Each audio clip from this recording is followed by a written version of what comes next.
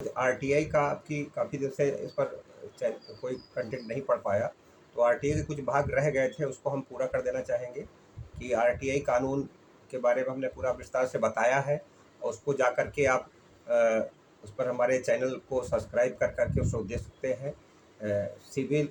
Civil RTI channel Kunal Shukla, इस नाम से चैनल अभी है और इसको जो है सब लोग देखें और इसको सब्सक्राइब करें।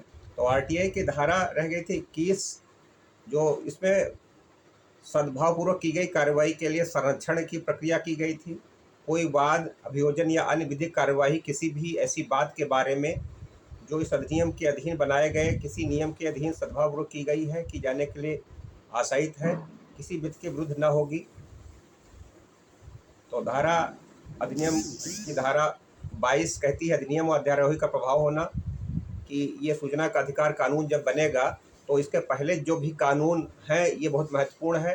कि अक्सर लोग अब कचहरी में जाइए तो वो कहते हैं कि हमारा ये पहले से कानून बना हुआ है, कोई और कहता है चकबंदी में जाइए वहाँ का अलग कानून होगा। लेकिन इस कानून के सूचना का अधिकार अधिनियम 2005 की जब ये कानून बना तो इसमें ये धारा ये रखा गया था इसलिए कि सूचना का अधिकार अधिनियम 2005 की धारा 22 जो कहती थी अधिनियम का अध्यारोही प्रभाव होना।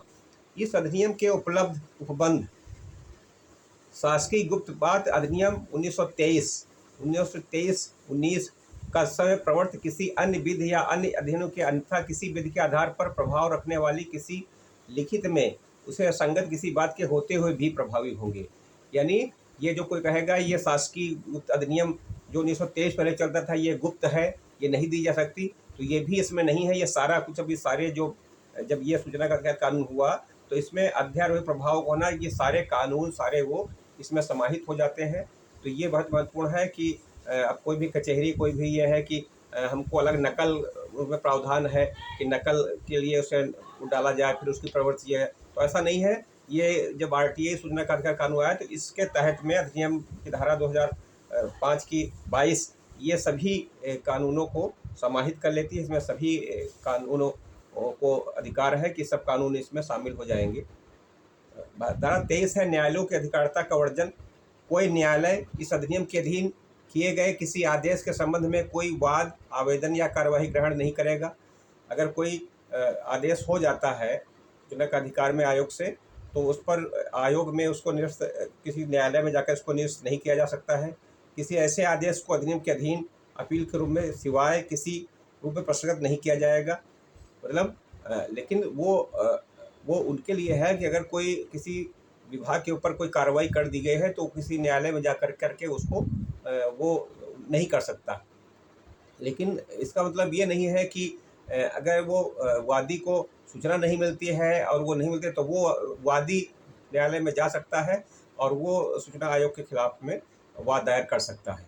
तो वादी के पक्ष में है, वादी के विपक्ष में कोई नहीं जाता है। वादी के पक्ष में अगर कोई निर्णय हुआ है तो उसको कोई सरकार के कोई विभाग जो है उसको किसी न्यायालय में चुनौती नहीं दे सकते। फिर अधिनियम की धारा है 24, अधिनियम का कतिपय संगठनों को लागू न होना। इस अधिनियम के लिए कोई बात केंद्रीय सरकार द्वारा स्थापित सूचना सुरक्षा संगठनों को, जो सुरक्षा संगठन है वो इसमें दूसरी सूची में निर्दिष्ट है, ऐसे संगठनों द्वारा सरकार को दी गई कि सूचना के लागू नहीं होगी। परंतु अगर भ्रष्टाचार, मानवाधिकारों के अतिक्रमण की अभिघटनाओं से संबंधित सूचना है तो वो इसमें लागू होगी। परंतु यह कि यदि किसी मांगी गई सूचना मानवाधिकार अधिक्रमण के अभिघटनाओं से संबंधित है तो सूचना केंद्रीय आयोग अनुशोधन पश्चात ही दी जाएगी और केंद्रीय आयोग या सूचना आयोग अधिसूचना आयोग बताएगा तो वो सूचना देना होगा।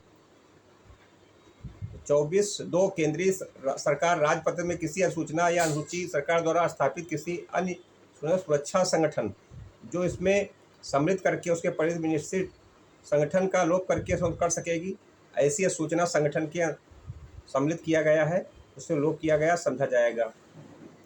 इस अधिनियम की कोई बात ऐसी सूचना सुरक्षा संगठनों को लागू नहीं होगी जो राज्य सरकार द्वारा स्थापित किए संगठन है। वह सरकार समय समय पर राजपत्र में सूचना निर्दिष्ट करे, परंतु भ्रष्टाचार, मानवाधिकार अतिक्रमण के मामलों में वो सूचना वो देनी पड़ेगी। परंतु यह कि यह सूचना मांगी गई मानवाधिकार के अतिक्रमण से संबंधित है तो सूचना आयोग अनुमोदन के पश्चात दी जाएगी।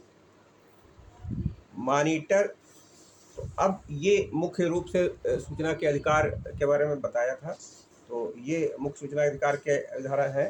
अभी हम आगे आपको और बताएंगे अगली। तब तक उसको सब लोग सब्सक्राइब करें। और आरटीआई एक बहुत बड़ा सशक्त कानून है। इसके तहत में आप भी कोई भी किसी भी विभाग में आरटीआई ऑनलाइन हो गया है उसको मान सकते हैं। और ऑनलाइन आरटीआई का हम आवेदन भी आपको इसके बाद में बताएंगे। धन्यवाद।